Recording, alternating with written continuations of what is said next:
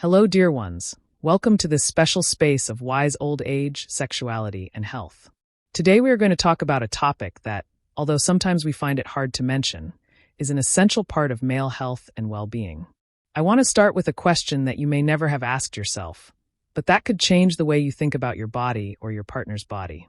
Did you know that the frequency with which a man masturbates can directly influence the health of his prostate? Perhaps you are raising your eyebrows, or maybe you have already heard this.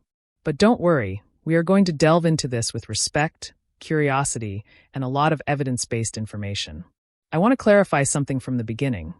This talk is mainly aimed at people over 50 years old because these are the topics that become more relevant with age. I will speak to you from my experience as a doctor and sexologist, but also from the heart because I firmly believe that active and conscious sexuality is synonymous with health, well-being, and vitality, regardless of age. Talking about masturbation in old age is not a trivial matter. It is an act of self-care, a way to connect with oneself and maintain sexual and emotional health over the years. Sexual health is an integral part of our quality of life. Now, let's talk about the prostate, that small organ about the size of a walnut located just below the bladder and surrounding the urethra.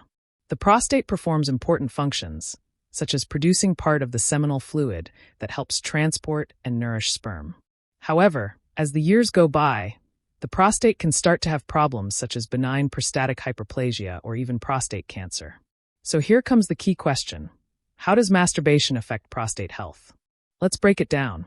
Numerous studies suggest that men who ejaculate more frequently have a lower likelihood of developing prostate cancer.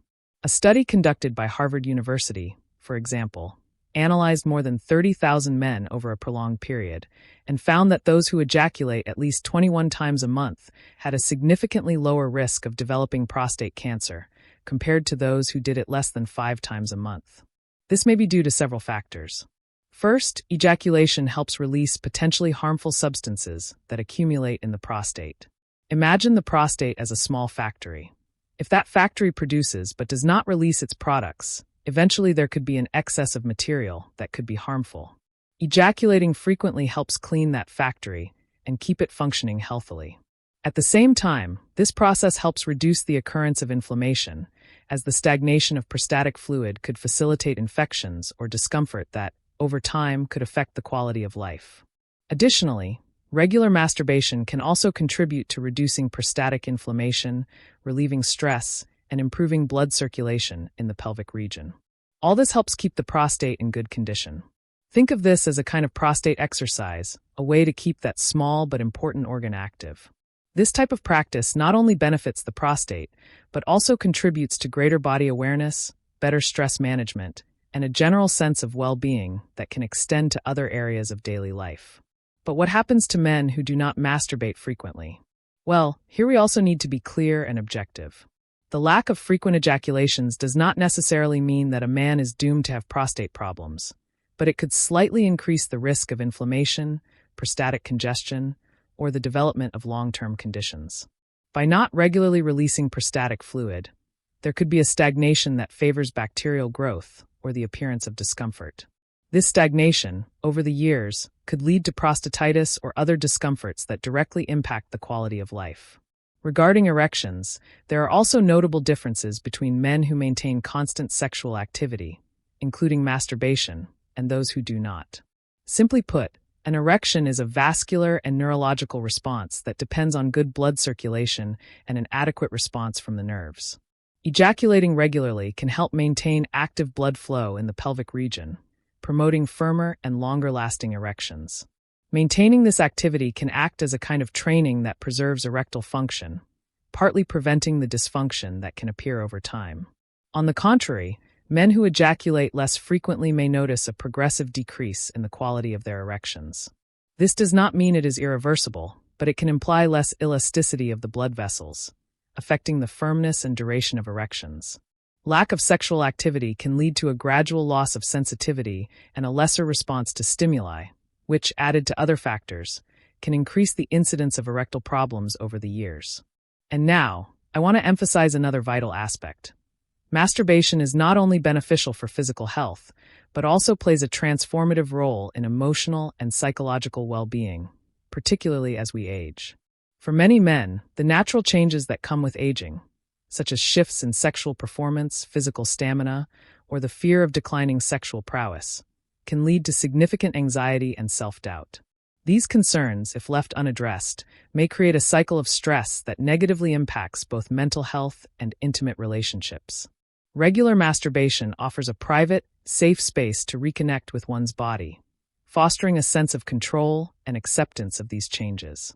This intimate self-awareness can reduce stress and quiet the inner critic that often emerges during moments of vulnerability. It helps reaffirm a positive relationship with oneself, improving sexual self-esteem and reducing the performance pressure that many older men experience. Moreover, the physiological benefits of masturbation, such as the release of endorphins and oxytocin, extend far beyond momentary pleasure.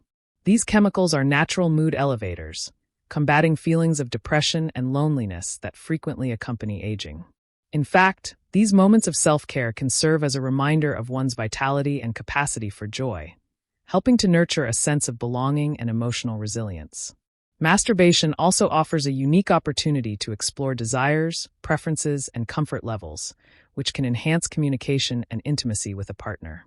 By understanding one's own body, it becomes easier to share these insights, creating deeper connections in romantic relationships. This practice can be seen not just as a solitary act, but as a tool for fostering emotional balance, nurturing mental well-being, and even strengthening social bonds through improved relational dynamics. In essence, masturbation serves as a bridge to both physical and emotional harmony, promoting not only a healthy body, but also a peaceful mind and an enriched sense of self-worth. It is a practice of self-compassion and an integral part of holistic well-being for older adults. As we bring today's conversation to a close, I want to leave you with something to ponder. Every stage of life is a masterpiece in the making, and caring for yourself, mind, body, and soul, is the brushstroke that gives it color and depth. Self-care isn't bound by age. It's a timeless act of self-respect, self-love, and acknowledgement of your worth. To speak openly about sexuality in later years is not merely about intimacy. It's about reclaiming our humanity, our vitality, and our right to connection. It's about understanding that age doesn't diminish our need for closeness, love, and joy. It deepens it, enriching it with wisdom and life's most meaningful lessons. If this message has resonated with you, I invite you to become a part of this journey of growth and discovery by subscribing to Wise Old Age, Sexuality, and Health.